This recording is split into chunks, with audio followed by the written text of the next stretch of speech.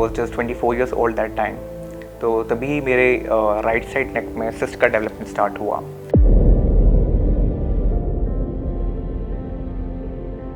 जब मुझे डायग्नोज हुआ तो उस टाइम तक भी मैं कैंसर की एक्चुअल पिक्चर नहीं समझ पा रहा था, लेकिन जब जर्नी स्टार्ट हुई और आज 2 साल पूरे हो गए, I am not completely cancer free.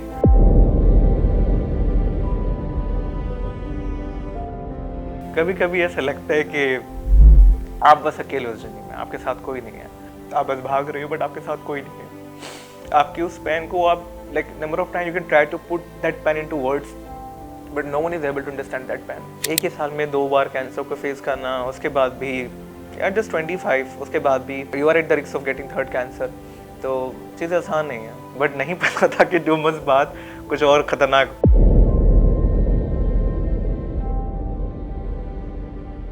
हाय, मेरा नाम उमर है। यूपी मुरादाबाद से बिलोंग करता हूँ मैं। I am a cancer survivor. I was diagnose at stage 3। It was a Hodgkin's lymphoma, classical Hodgkin lymphoma.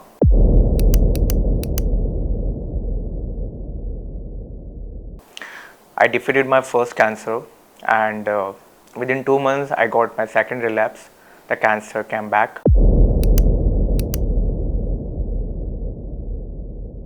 मेरा कॉलेज का फाइनल ईयर चल रहा था, बैचलर्स का। I was just 24 years old that time. तो तभी मेरे राइट साइड नेक में सिस्ट का डेवलपमेंट स्टार्ट हुआ। तो एट फर्स्ट हम लोग बहुत घबरा गए, क्या है, क्योंकि काफ़ी बड़ा होता जा रहा था and it was very solid.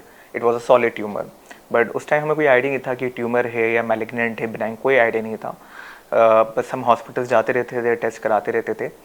और लाइक 3-4 मंथ्स बाद जाके पता चला, जब मैंने फाइनली इंसिजनल बायोप्सी कराया एम्स दिल्ली में, वहाँ जाके कंफर्म हुआ कि you have classical Hodgkin lymphoma.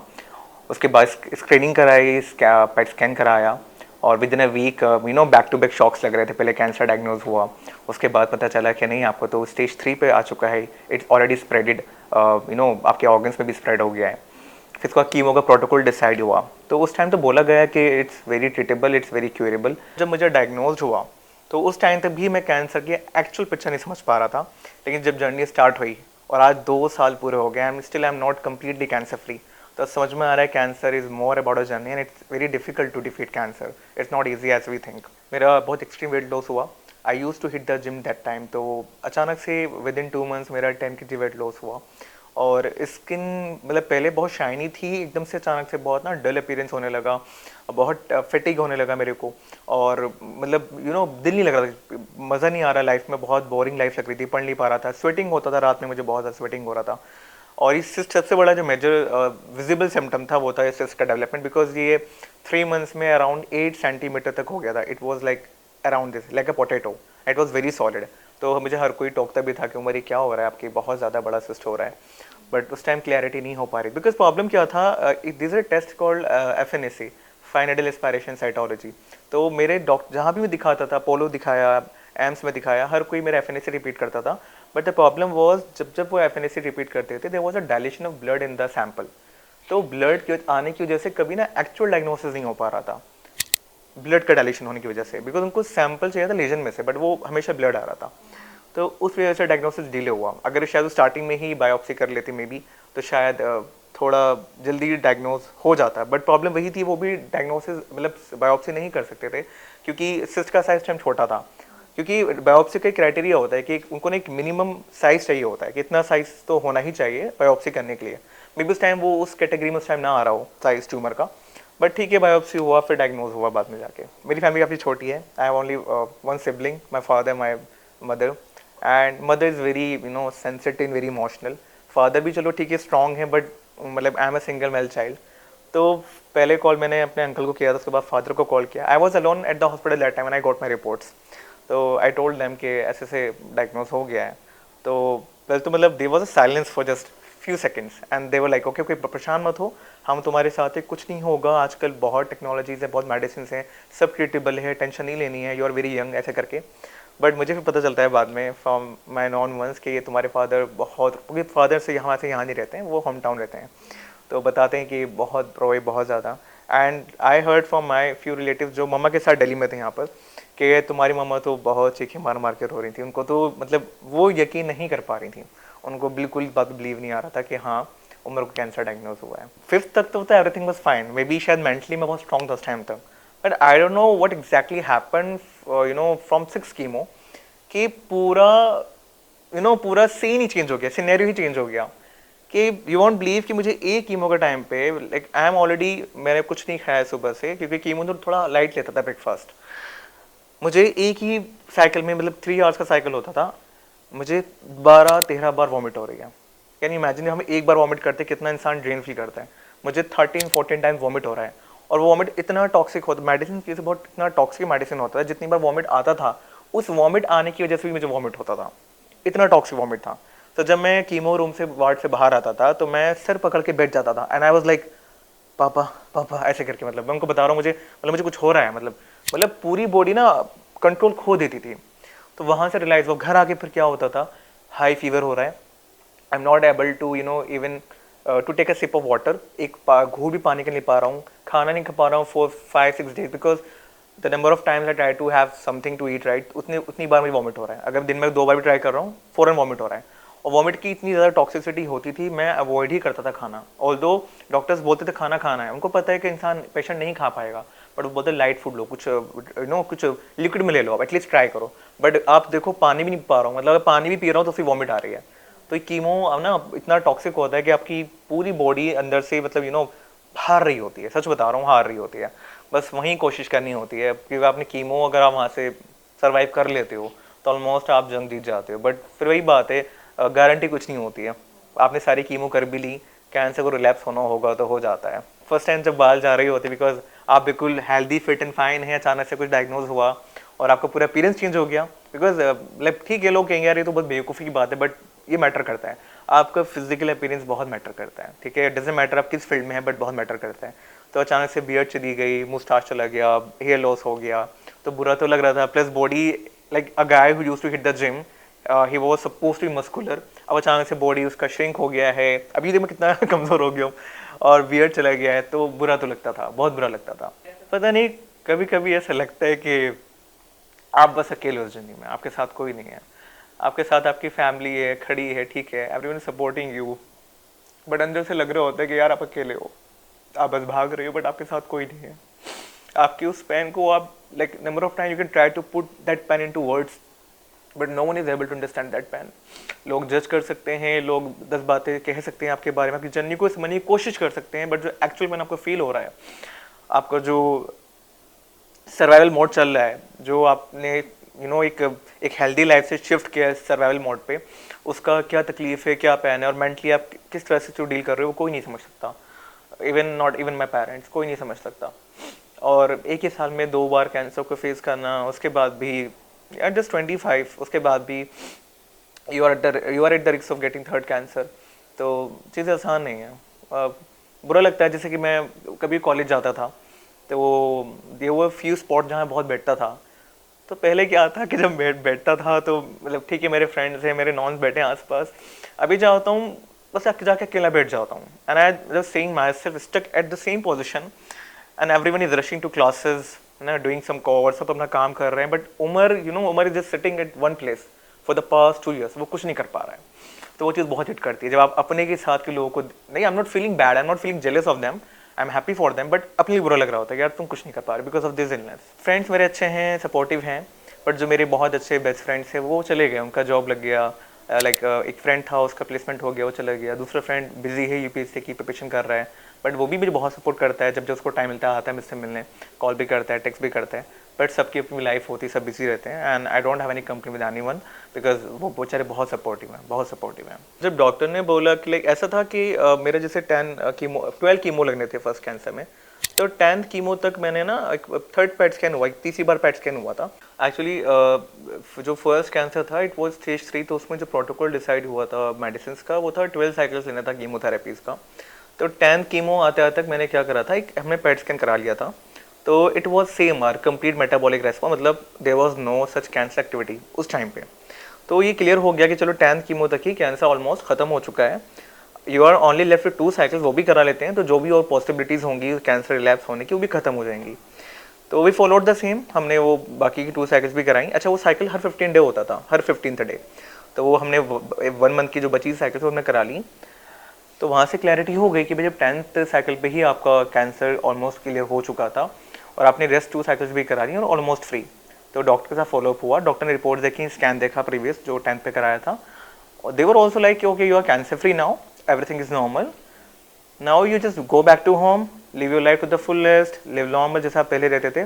But मुझे नहीं बताया गया कि भाई कैंसर रिलैप्स भी होता है, बिकॉज मुझे सच में नहीं पता था कि कैंसर रिलैप्स होता है। मुझे लगा शायद बस it's end of the journey, आप जंग जीत चुके हैं, खुश हो जाइए। मैं खुश होकर घर आया, घर पे इतना अच्छा अनाउंसमेंट किया, फैमिली वालों को बताया, स्टेटस लगाया, इंस्टाग्राम पे स्टोरीज पोस्ट करी, बट नहीं पता था कि 2 मंथ्स बाद कुछ और खतरनाक, it's something more worst coming. बस ये था, इस बार डिफरेंस ये था कि क्लासिकल हॉस्किन लिम्फोमा ही डायग्नोज हुआ, बट स्टेज 2 था। द प्रॉब्लम वॉज कि स्टेज थोड़ा कम था, बट प्रॉब्लम वॉज क्योंकि अर्ली रिलैप्स था। This time we were financially very burden, because एक मेडिसिन मेरे लगा इस बार which cost up to 1.84 lakh rupees. एक इंजेक्शन मेरा हर 15th डे लगता था जिसका कोस्ट था 1.84 lakh rupees. It's a imported drug जो मैं बाहर से एक सप्लायर से वो देते थे एम्स हॉस्पिटल में। कीमो भी चलता था साथ साथ, प्लस दोनों का कॉम्बिनेशन लगता था।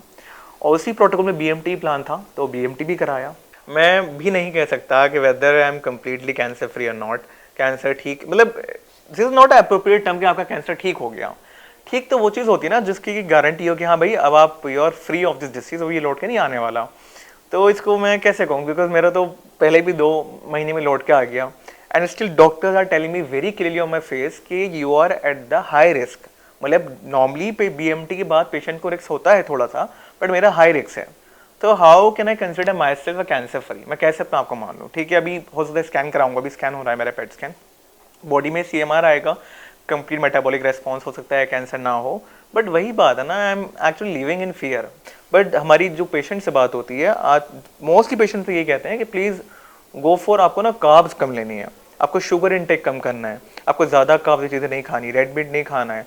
भाग चीज़ें तो वैसे भी नॉर्मली लोग मना ही करते हैं, अगर आप कैंसर पेशेंट भी नहीं है तब भी आप नहीं खाओ, वो मैं खाता भी नहीं हूँ, चलो ठीक है। बट घर में भी खाते डर लगता है, जैसे कि बोलते हैं रोटी मत खाओ, वीट होता है वीट नहीं खाओ। अब इंसान mostly Indians are dependent on wheat, right? तो इंसान कितने अवॉइड करेगा? ठीक है, अब अल्टरनेटिव्स हैं, वो कहते हैं मक्का की रोटी खा लो, अल्टरनेटिव्स भी हैं, बट वही इंसान हैबिचुअली कुछ इसको खाने का बहुत टाइम था ना, तो आप उस पैटर्न को बहुत टाइम तक फॉलो नहीं कर सकते कि आप रोज रोज वो रोटी बना रहे हो, because the 3 members of your house there eating something else and specifically आपको कुछ और बनना है, तो ये बड़ा मैनेजेबल नहीं होता है कि आपके लिए अलग बनाया जा रहा है, इसलिए तो वो कहीं मिक्स हो जाता है। तो डॉक्टर भी नहीं मना कर रहे हो तो यार नहीं खाओ खाओ खाओ, बट पेशेंट्स बोल रहे हैं कि नहीं अवॉइड करो, तो कन्फ्यूजन बहुत है। ऐसा नहीं है लोग मेरे साथ नहीं आना चाहते, there more people, there few people sorry, थे लोग जिन्होंने बहुत अप्रोच भी किया, they wanted to be with me, बहुत हार्ड ट्राई किया, but I guess it was me who pushed them away from me, because uncertainty है। मुझे पता है कि देखो एक फैक्ट है, शायद मेरे पेरेंट्स नहीं सुनना चाहेंगे, कोई नहीं सुनना चाहेगा, बट कैंसर की रियलिटी होती है।